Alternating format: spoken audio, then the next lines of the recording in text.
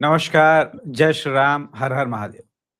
जो लोग तृणमूल कांग्रेस में गुंडों को आदेश दे रहे थे, जो लोग नरेंद्र मोदी जी को पानी पी-पी के कोस रहे थे, जो लोग काबा और मदीना की बात कह रहे थे, मोदी सरकार ने सपोर्ट नहीं मांगा। ना, ना, ना, सारा पता किया मैंने। ये लोग खुद ही कह रहे हैं कि हम आपको आपको सपोर्ट करेंगे। मोदी सरकार ने नहीं पूछा था कि तुम टूट के कहाँ जा रहे हो, किधर जा रहे हो, बस हम सपोर्ट कर रहे हैं। अब क्यों कर रहे हैं? खैर बचा हुआ कांग्रेस टीएमसी का जो है, वो कांग्रेस में विलय होगा या नहीं होगा ये बड़ी बात है। क्योंकि पूरा टीएमसी तो साथ में है नहीं, तो सिंबल के साथ तो होगा नहीं। तो क्या ममता बनर्जी और ये विलय के बहाने जो है, अब ममता बनर्जी और ये लोग सब कांग्रेस ज्वाइन कर लेंगे? फिर एक यही ऑप्शन हो सकता है।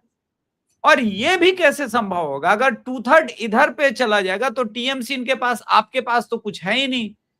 तब तो आप पहले टीएमसी छोड़ें, लेकिन ज्वाइन नहीं कर पाएंगे।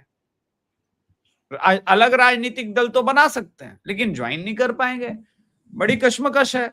और आज आधे से ज्यादा कांग्रेसी यही बताने में पूरा दिन गुजारे हैं कि भाई देखिए, लॉन्गेस्ट सर्विंग पीएम तो नेहरू जी हैं, मोदी जी झूठ बोल रहे हैं, ये सारे एनडीए वाले झूठ बोल रहे हैं। और दुनिया भर के लोगों ने मोदी जी को कांग्रेचुलेट किया, मेरी नजर थी, लेकिन दो लोगों ने नहीं किया, ट्रंप वाले ने और चाइना वाले ने। बाकी दुनिया भर के लोगों ने किया, क्योंकि उनको ये समझ में आ गया कि 2029 के बाद 2034 में भी लग रहा है बातचीत तो इन्हीं से करनी पड़ेगी। तो हमारे साथ जुड़ चुके हैं ओमकार चौधरी सर। सर प्रणाम सर, नमस्कार सर, स्वागत है सर। नमस्कार, ओमकार आपके चौधरी दर्शकों को भी नमस्कार। तो जो सारा अनुभव है, अनुपम मिश्रा सर बोल रहा हूँ, दोनों के साथ कंफ्यूज हो जाता हूँ कभी कभी। ओमकार चौधरी सर का सारा अनुभव का ज्ञान ले लेते हैं आज। 4 दशक की अखबारों की पत्रकारिता के अलावा सर, ऐसे कभी पार्टी को टूटते हुए, खत्म होते हुए, बर्बाद होते हुए आपने देखा है सर, जो टीएमसी के साथ हो रहा है? टीएमसी एक पार्टी थी भी नहीं अभिषेक जी, ये एक गिरोह था लूट मचाने वालों का, अवसरवादियों का। ये सब इकट्ठा हुए थे। एक पॉलिटिकल पार्टी का एक एक दर्शन होता है, एक कार्यक्रम होता है, कुछ नीतियां होती हैं, कुछ सिद्धांत होते हैं, कोई विचारधारा होती है। इसका तो कोई सिद्धांत, नीति, रीति या कोई दर्शन था नहीं, कोई नीति थी नहीं। कांग्रेस से 1 जनवरी 1998 को ममता बनर्जी विधिवत टीएमसी बना करके अलग तो हो गई थी, लेकिन कांग्रेस में और टीएमसी की नीतियों में अंतर क्या था? कोई अंतर नहीं था। दोनों प्रो मुस्लिम या मुस्लिम तुष्टीकरण की राजनीति करती रही हैं। एंटी सनातनी या एंटी हिंदू काम करती रही हैं। लूट का धर्म उसका भी है, इनका भी है। सत्ता का कैसे दोहन किया जा सकता है, सत्ता का कैसे दुरुपयोग किया जा सकता है, अपने विरोधियों का किस तरीके से दमन किया जा सकता है, यह कांग्रेस भी जानती है। कांग्रेस ने भी अपने समय में किया है। कांग्रेस तो अभी तक तो वहां पहुंच भी नहीं पाई ममता बनर्जी जहां तक कांग्रेस जा चुकी है। और वैसे भी ये वहीं से निकली थी, और अगर फिर वहीं उनका विलीन होने वाला है, विलय होने वाला है, तो कोई आश्चर्य की बात नहीं। देखिए, बात यह है कि टीएमसी में कितना कार्यकर्ता बचा है, कितना नेता बचा है, कितने सांसद बचे हैं, कितने एमएलए बचे हैं, ये महत्वपूर्ण नहीं है। दर्शकों से माफी इसलिए चाहता हूं कि गला थोड़ा गड़बड़ है, मैंने गर्म पानी रखा हुआ है। जी। तो मैं ये कह रहा हूं कि कितनी बची है वो, ये ना तो कांग्रेस की सुप्रीम लीडर सोनिया गांधी देख रही हैं, और ना ही ममता बनर्जी को अब इस बात की कोई गलतफहमी रह गई है कि वो कोई बहुत बड़ी ताकत अभी शेष बची है। सोनिया गांधी को भी पता है कि इनके पल्ले में क्या है। ममता बनर्जी का भी सारा वहम दूर हो चुका है और अब तो चूंकि जिस तरीके से भगदड़ मच रही है, तो उनको अंदाजा भी नहीं है कि उतने एमएलए और इतने सांसद बचेंगे या नहीं जितने उद्धव ठाकरे के साथ बचे थे या शरद पवार के साथ बचे थे। Very true. तो पहले भी भगदड़ तो मच चुकी है, महाराष्ट्र में मची थी, अब यहां मच रही है। देखिए, पश्चिम बंगाल में कांग्रेस लगभग खत्म हो चुकी है और इसी तरीके से ममता बनर्जी लगभग समाप्त प्राय होने की स्थिति में है। लेकिन अभी भी ममता बनर्जी के समर्थक हैं, कांग्रेस के उतने समर्थक भी नहीं है पश्चिम बंगाल में। तो राहुल गांधी और सोनिया गांधी का ये सोचना होगा कि कम से कम ममता हमारे साथ आ जाती हैं, अभिषेक हमारे साथ आ जाते हैं, तो उनका जो कैडर है अगर कोई है तो वो हमारे लिए एसेट हो सकता है और कांग्रेस फिर से पश्चिम बंगाल में पैर जमाने की स्थिति में होगी, खड़े होने की स्थिति में होगी। इसलिए उनको कोई संकेत दिया गया था, वो शायद ममता बनर्जी को जमा नहीं, तो फिर आज ममता बनर्जी ने अपने भतीजे को भेजा राहुल गांधी से मिलने के लिए और वहां उन्होंने अपने मन की बात उनको बताई कि हमको कार्यकारी उपाध्यक्ष या उपाध्यक्ष का पद नहीं चाहिए, ममता बनर्जी को वो खरगे वाली पोजीशन पर आना चाहती है, राष्ट्रीय अध्यक्ष नहीं, जो राज्यसभा में नेता प्रतिपक्ष का पद है वो उनको दीजिए, पहले उनको राज्यसभा में भेजिए और उसके बाद खरगे साहब को रिप्लेस करके उनकी जगह नेता प्रतिपक्ष बना दीजिए। तो ये अब इनकी अभिलाषा है। ये कुल मिलाकर के अब इनकी हैसियत रह गई है कि ये उसी कांग्रेस के दरवाजे पर आ गए हैं, त्राहिमाम करते हुए जहां से ये निकले थे। ठीक है सर, कांग्रेस का तो और टीएमसी का बर्बादी का तो समझ में आ रहा है। एक चीज दर्शकों में आपको इन्फॉर्मेशन दे दूं कि अब टीएमसी के पास ग्राउंड पर कोई कार्यकर्ता नहीं है। सारे कार्यकर्ता खुद ही टीएमसी को छोड़ करके एक एक हिंदू को बोल रहे, भाई अब मैं टीएमसी में नहीं हूं, मेरे ऊपर मुझे चोर मत बोलो। तो क्या जो बचे हुए सांसद और ममता बनर्जी है ये कांग्रेस का भला कर पाएगी, वो दूर की कौड़ी है। लेकिन सर वो लोग जो दिन रात, इनमें दो नाम है स्पेशली, शत्रुघ्न सिन्हा और शिवानी घोष, ये तो मक्का मदीना जा रही थी, बोली कि हम तो चप्पल वाले हैं, हम तो सूती साड़ी और चप्पल वाले हैं, वो जुमला पार्टी है। ये लोग भी अपने आप को जनता के क्रोध से बचाने के लिए कह रहे हैं हम एनडीए को सपोर्ट कर रहे हैं, हम टीएमसी के साथ नहीं, हम दीदी के साथ नहीं। ये लोग भी बुरा टाइम देख करके निकल पड़े। शत्रुघ्न सिन्हा का तो कोई दीन ईमान ही नहीं है। देखिए, अटल जी ने एक समय इनको और विनोद खन्ना को केंद्र सरकार में शामिल किया था। इनको स्वास्थ्य मंत्री बनाया गया था और कैबिनेट स्तर का मंत्री बनाया था अटल जी ने शत्रुघ्न सिन्हा को। इतनी औकात तब भी नहीं थी, इतना अनुभव भी नहीं था इनका, लेकिन अटल जी थोड़ा बड़े दिल वाले थे। मैं चूंकि उस समय लोकसभा कवर करता था, दिल्ली में नेशनल ब्यूरो में था अमर उजाला के, तो मुझे बहुत अच्छे तरीके से याद है अटल जी के प्रधानमंत्री कार्यकाल में एक बार पार्लियामेंट में स्वास्थ्य महकमे का क्वेश्चन आवर चल रहा था, तो बिहारी बाबू जो है वो अपना खड़े हो गए जवाब देने के लिए। खड़े तो हो गए लेकिन टांगों पर खड़े रह नहीं पा रहे थे, हिल रहे थे। और फिर इनके राज्य मंत्री को वो पूरा जवाब देना पड़ा। उस समय से इनकी बीजेपी में उल्टी गिनती शुरू हो चुकी थी, क्योंकि आप सदन में भी अगर भगवंत मान बन के आएंगे तो फिर आपका कम से कम वहां तो कोई भविष्य हो नहीं सकता है। और नरेंद्र मोदी को पता ना हो हर एक के बारे में, ऐसा भी नहीं हो सकता के बारे में पता ना हो, ये तो हो नहीं सकता। और जब नरेंद्र मोदी ने इनको अपनी कैबिनेट में नहीं लिया तो ये गाल फुला करके बैठ गए। याद करिए यशवंत सिन्हा, शत्रुघ्न सिन्हा, अरुण शौरी, ये सब किस तरह की उस समय ग्रुपिज्म कर रहे थे बीजेपी के अंदर रहते हुए। नरेंद्र मोदी के खिलाफ सुब्रमण्यम स्वामी, ये सब उनके खिलाफ अंदर ही अंदर उनको नुकसान पहुंचाने की कोशिश कर रहे थे। और इनके पल्ले में क्या है सबके, इनका सारा नशा उतर गया जब पटना में ही ये धर पटके गए। और कहाँ गए थे बीजेपी से गाल फुला करके? कांग्रेस में।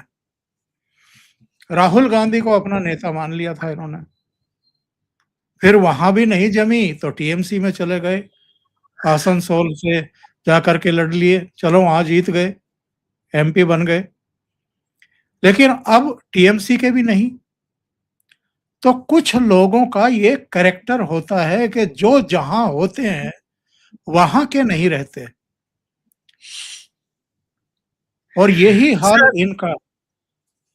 सर एक कितना बड़ा एसेट कांग्रेस ने खोया था। आज मैं ये जब तस्वीर देख रहा था हेमंत बिस्व शर्मा जी के साथ, असम के मुख्यमंत्री हेमंता बिस्व शर्मा तृणमूल कांग्रेस के राज्यसभा सांसद सुष्मिता देव के साथ जब मिल रहे थे, तो ये समझ में आता है इस मुलाकात से, जो फोटोग्राफ दर्शकों सामने निकल के आ रही है, बॉडी लैंग्वेज के, हेमंता बिस्व शर्मा को माना जाता था कि चलो असम में है, मेघालय में है, त्रिपुरा में है, लेकिन अब वहीं तक वो नहीं है, वो बंगाल में भी है, यत्र तत्र सर्वत्र हेमंत, भविष्य में झारखंड में भी है।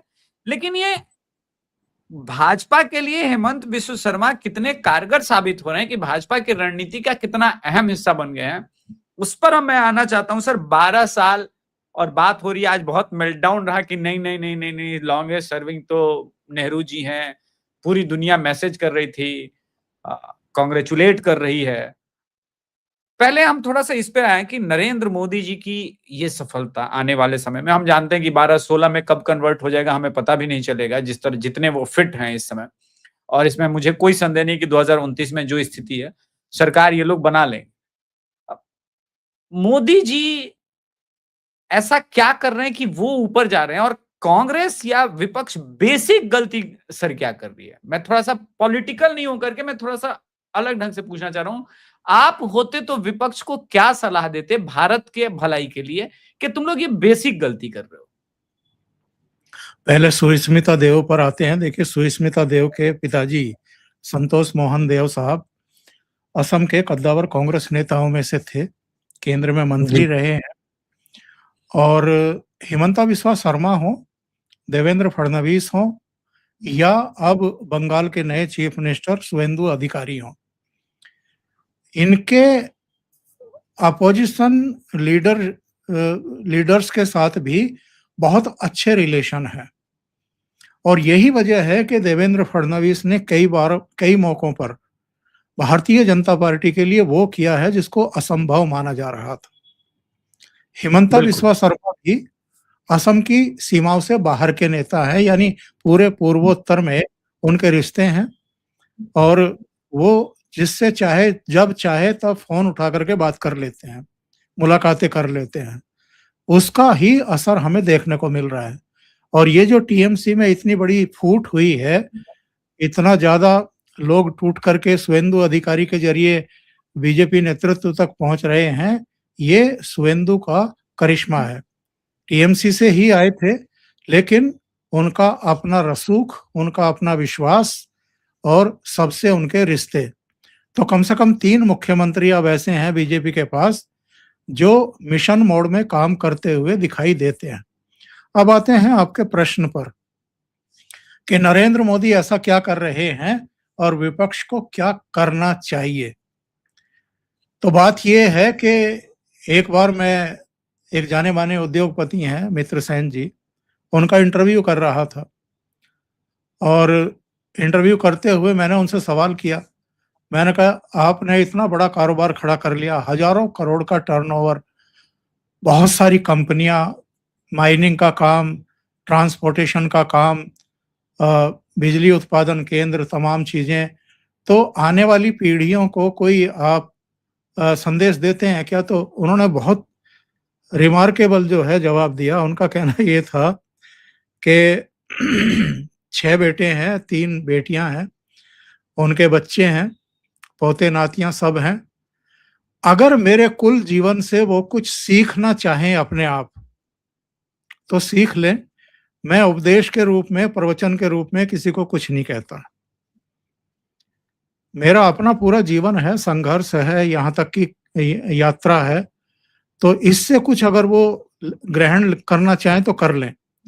तो नरेंद्र मोदी 13.5 साल तक गुजरात के चीफ मिनिस्टर रहे हैं और सफल चीफ मिनिस्टर रहे हैं। वाइब्रेंट गुजरात में उन्होंने तब्दील कर दिया। पिछले 12 साल से देश का नेतृत्व कर रहे हैं। देश की दशा दिशा बदल करके रख दी है और अब लोगों को फिर से यकीन होने लगा है कि 2047 तक हम विकसित राष्ट्र की पांत में खड़े हो जाएंगे। पहले तो यही हर एक के मुंह से निकलता था कि भैया कुछ नहीं होने वाला, ऐसे ही रहने वाला है सब कुछ बदलने वाला नहीं है। उन्होंने एक होप जगा दी। तीसरी बात यह है कि राज्य दर राज्य उनके नेतृत्व में भारतीय जनता पार्टी क्यों जीतती जा रही है, और बाय डिफॉल्ट अगर कुछ अलग अलग कारणों से कांग्रेस किन्हीं राज्यों में आ भी जाती है या विपक्षी दलों की सरकारें आ भी जाती हैं, तो वो 5 साल के बाद रिपीट क्यों नहीं होती? क्या ये लोग आंख मूंद करके बैठे रहते हैं जब किसी राज्य की रणनीति बनाई जाती है, जब वहां संकल्प पत्र जारी किए जाते हैं और उसको पूरा करने के लिए टीमें बनाई जाती हैं? उन टीमों में हर स्तर के नेता को उनके दायित्व सौंपे जाते हैं कि आपको ये करना है, आपको ये करना है, आपको ये करना है। हर राज्य के चुनाव से साल भर पहले खुद प्रधानमंत्री वहां जाकर के बहुत सारी योजनाओं परियोजनाओं का या तो शिलान्यास करने लगते हैं या हजारों करोड़ की इमदाद की घोषणा करने लगते हैं, या जो तैयार प्रोजेक्ट हैं उनका उद्घाटन करना शुरू कर देते हैं।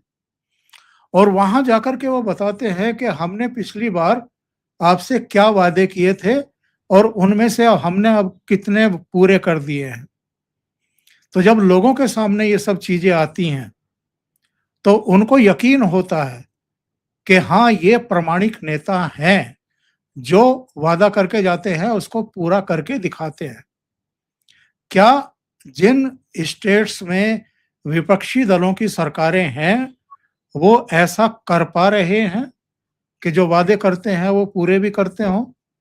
ऐसा नहीं हो पा रहा है। तो जो इनका तरीका है, बीजेपी का, नरेंद्र मोदी, अमित शाह का, नितिन नवीन का, वो तरीके क्या ये नहीं सीख सकते हैं?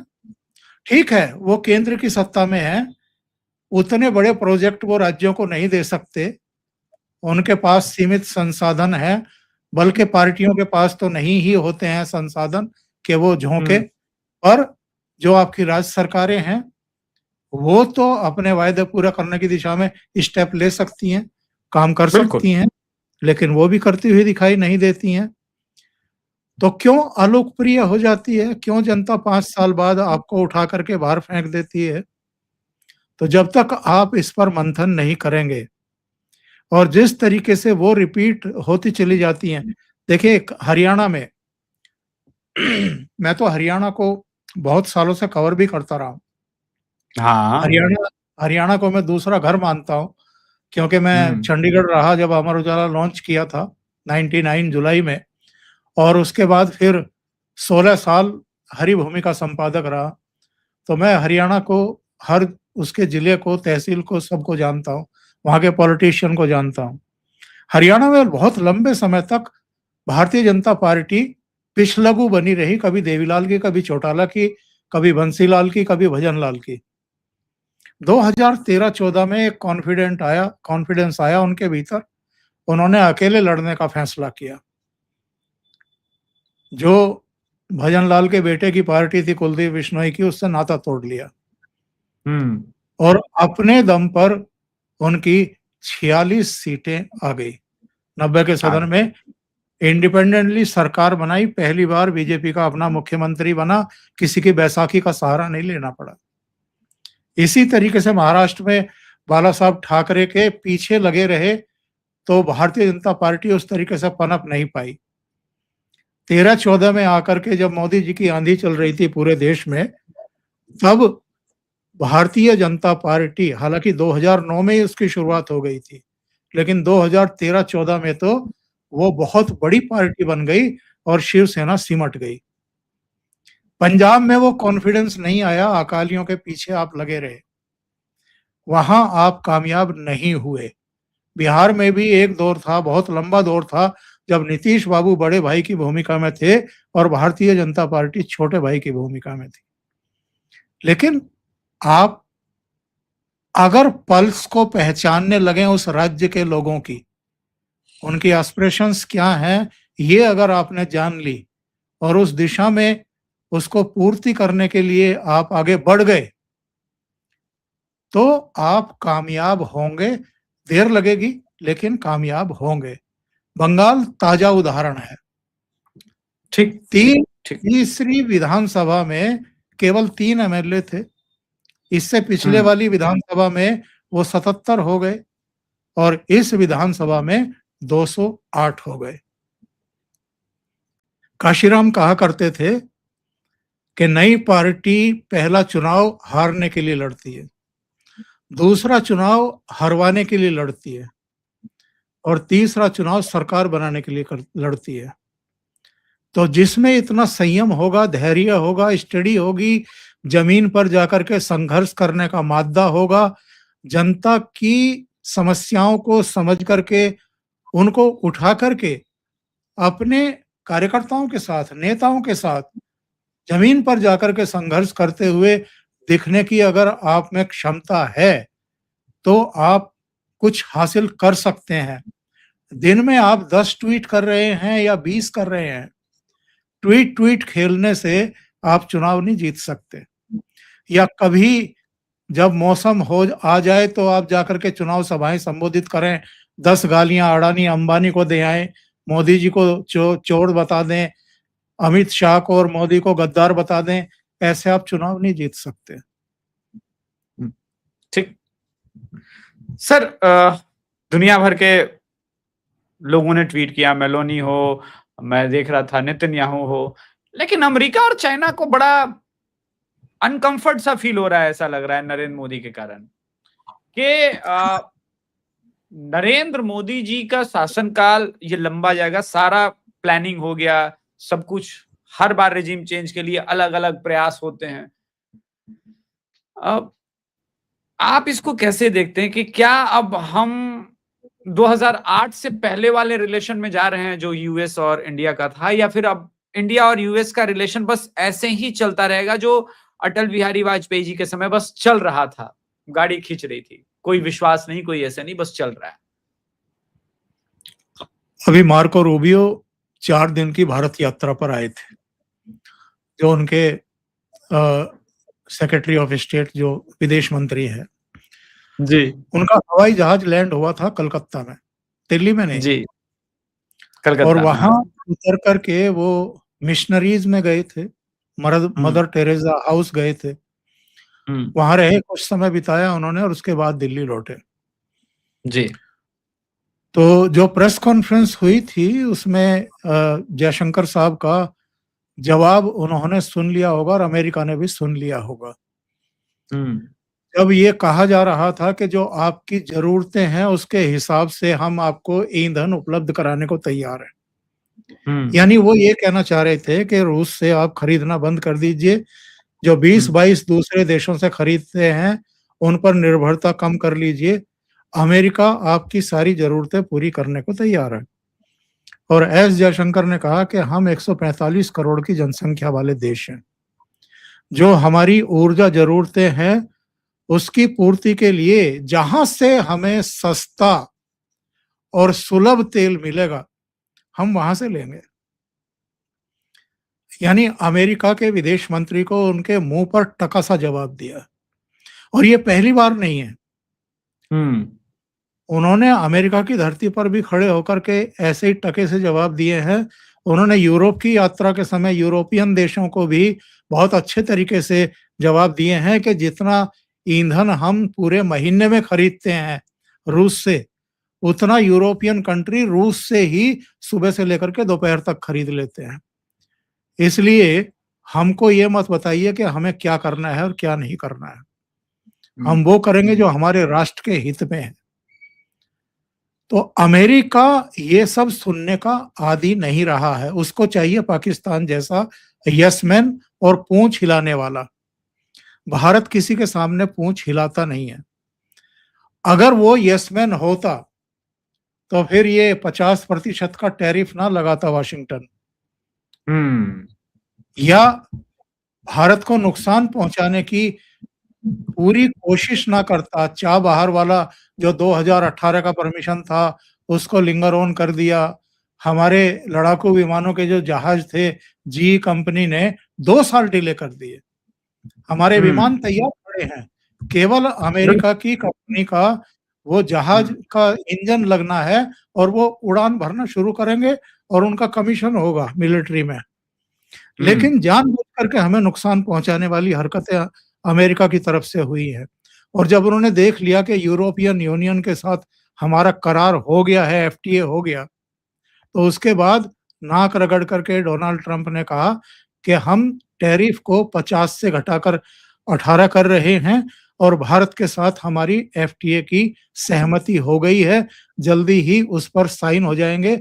लेकिन वो साइन आज तक नहीं हुए क्योंकि पीयूष गोयल और भारतीय सत्ता प्रतिष्ठान उनके लिए अपने एग्रीकल्चर सेक्टर और मिल्क सेक्टर खोलने को तैयार नहीं है। तो डोनाल्ड ट्रंप को अच्छे तरीके से पता है कि ये नरेंद्र मोदी की सरकार है, ये प्रेशर के आधार पर नहीं झुकाई जा सकती और उससे किसी भी तरह का समझौता प्रेशर डाल करके तो कराया ही नहीं जा सकता। इसलिए अगर डोनाल्ड ट्रंप उनको बधाई नहीं दे रहे हैं तो ये अंडरस्टूड है साहब। ये भी ठीक है, लेकिन उनको बात तो करना पड़ेगा, तो यही आदमी से बात करना पड़ेगा, चाहे अब जोर जोर लगा लें, क्योंकि भारत की जनता कुछ अलग करे। सर आखिरी प्रश्न, कांग्रेस के जो समर्थित पत्रकार हैं वो आज कह रहे हैं कि हाँ पूरा कर लिया तो क्या, पूरा देश को तो बर्बाद कर दिया है, ऐसे पूरा करना भी क्या पूरा करना, नेहरू जी से क्यों तुलना की जा रही है, Nehru ji longest serving PM है, मोदी जी कहां से, आप लोग झूठ बोल रहे हैं, नेहरू जी 1947 में ही बन गए थे। फिर वो कहते हैं कि नहीं लौह पुरुष वल्लभ भाई। ये जो मीडिया का, सर आपने इतना समय काम किया है पहले भी मीडिया में, आज मीडिया 2 घड़ों में बटी है, ये बात ठीक है, लेकिन हर बात पर ये जो जलन है और अपने आप को एक्सपोज करते हैं और फिर कहते हैं कि भारत की मीडिया 157वें नंबर पे, इस पर सर आपकी क्या प्रतिक्रिया है? देखिए बात ऐसी है कि नेहरू कैसे प्रधानमंत्री बने थे ये तो हम कई बार चर्चा कर चुके। 15 में से 12 जो प्रांतीय समितियां थी कांग्रेस की वो सरदार पटेल के समर्थन में थी। उन 3 ने भी नेहरू का नाम नहीं लिया था, किसी ने भी नेहरू का नाम नहीं लिया था।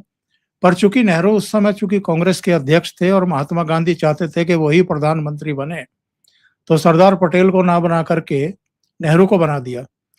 नेहरू 4 साल 8 महीने, करीब करीब 56 महीने तक बिना लोकसभा का चुनाव हुए प्रधानमंत्री रहे।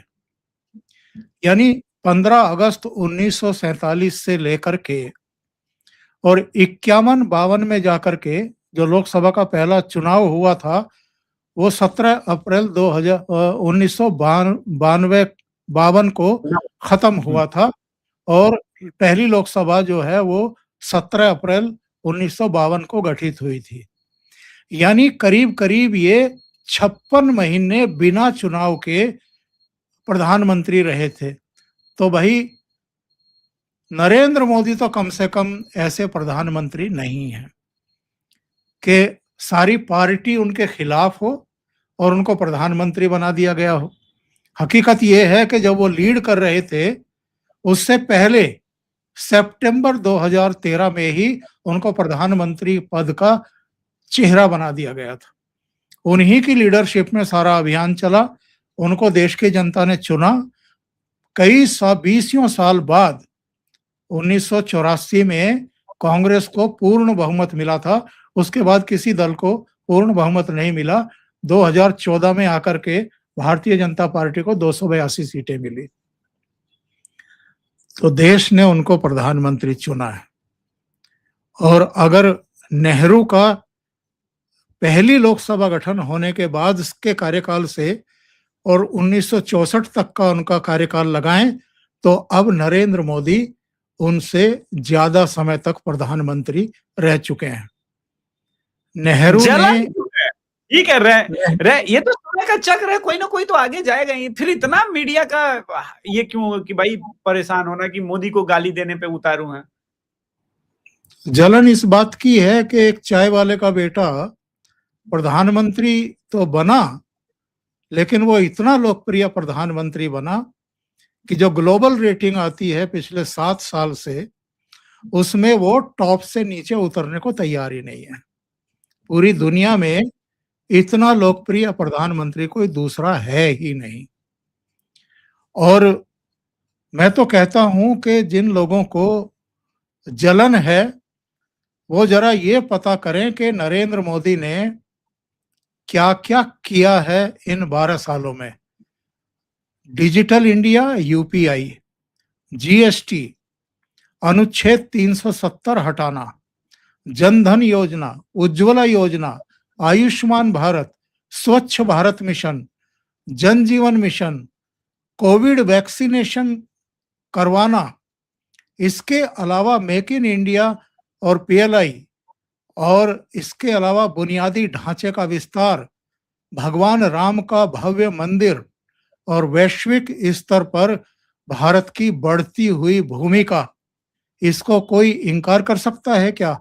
आधारभूत ढांचे पर जितना काम किया है, जम्मू कश्मीर से जो 370 हटाई है, अकल्पनीय है। वो कोई कल्पना नहीं कर सकता। आज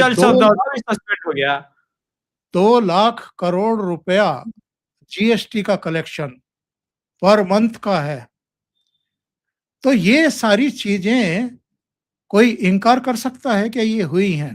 तो जलन का कारण ये है कि जो कभी ये कर नहीं पाए, इसके अलावा भी मैं गिना सकता हूं, कार्यक्रम आपका लंबा ना हो जाए। आतंकवाद, नक्सलवाद, अलगाववाद, इंसर्जेंसी, ये सारी लगभग समूल नष्ट होने के कगार पर पहुंच चुकी हैं। कोई इनकार करेगा कि जम्मू कश्मीर से लेकर के हिंदुस्तान के बाकी हिस्सों में किस तरीके से निर्दोषों का खून बहा जाता था? बम विस्फोट, सीरियल धमाके, आतंकवादी कहीं भी नरसंहार करने लगते थे। सर्जिकल स्ट्राइक हुई है, एयर स्ट्राइक हुई है, ऑपरेशन सिंदूर हुआ है, पाकिस्तान को घर में घुस करके मारा है। अर्थ नीति हो, रक्षा नीति हो, विदेश नीति हो, हर मोर्चे पर आज देश आत्मनिर्भरता की तरफ बढ़ रहा है। बेरोजगारों को रोजगार, 26 करोड़ रोजगार मिले हैं लोगों को। ये जो वित्तीय संस्थान है इस दुनिया के जाने मानी, उन्होंने एक्सेप्ट किया है, केवल नीति आयोग के आंकड़े नहीं है ये। और जनता जिस आदमी के साथ खड़ी हुई है, जिसके नेतृत्व में बीजेपी को अलग अलग राज्यों में 2-2, 3-3 बार वापस चुन करके भेज रही है, तो उससे ये जलेंगे नहीं तो क्या करेंगे? इनकी हर चुनाव में पिटाई हो रही है, तो रोने का तो अधिकार देंगे ना अभिषेक जी आप इनको। अरे तो सर, अब जनता साथ में, तो आप जनता का दिल जीत लीजिए, इसमें क्या है? अब जनता मोदी जी के साथ है, आप कुछ ऐसा कीजिए कि आपके साथ भी हो जाए। आप तो गाली देने पे पड़े हुए हैं मोदी जी को और जनता को। अब तो रवीश कुमार ने एक एपिसोड करके मिडिल क्लास को गाली देना शुरू कर दिया कि मिडिल क्लास ही सबसे अधिक फंडामेंटलिस्ट हो गया है, मिडिल क्लास ही सबसे ज्यादा हिंदू मुस्लिम कर रहा है। वैसे एक चीज मैं पर्सनली दर्शकों बताऊं, जेनरिक मेडिसिन की जो दवाएं हैं, क्योंकि मैं जेनरिक मेडिसिन खरीदता हूं, चाहे वो गैस का हो, फीवर का हो, मैं डोलो वोलो नहीं खरीदता, फीवर का पैरासीटामोल जेनरिक ही खरीदता हूं। और गरीबों के लिए तो ये वरदान है, मिडिल क्लास को भी प्रयोग में लेना चाहिए। जेनरिक मेडिसिन की दुकानें हर बड़े छोटे जगह पर आसानी से मिलती हैं। अब आप जाइए, क्या टॉप क्वालिटी की दवाएं हैं और सस्ती दवाएं हैं। मतलब 80% से लेके 20%, किसी किसी महंगी दवाएं में 20% ही कम है, लेकिन मोस्टली मैं जो गैस हो गया, पिताजी के लिए बहुत सारी दवाएं, स्वयं पिताजी कहते हैं कि जेनरिक मेडिसिन ही लेके आओ क्योंकि बहुत सूट करता है, इतना परफेक्ट काम कर रहा है और ये आपके फैमिली बजट में बहुत कारगर सिद्ध हो सकता है। तो मैं मानता हूं ये बहुत बड़ा काम कर दिया है मोदी जी ने, मेडिकल माफिया के छाती पर पांव रखा है। तो एक वो भी है।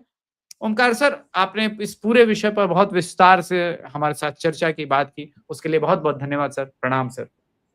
दर्शकों से नमस्कार। निवेदन है, अभिषेक तिवारी शो को आप प्यार देते हैं, ओमकार चौधरी सर के दोनों चैनल को, ocean network, Omkar Chaudhary sir, दोनों को प्यार देते हैं। इसी प्रकार से प्यार बनाए रखिए, सब्सक्राइब कीजिए, सपोर्ट कीजिए।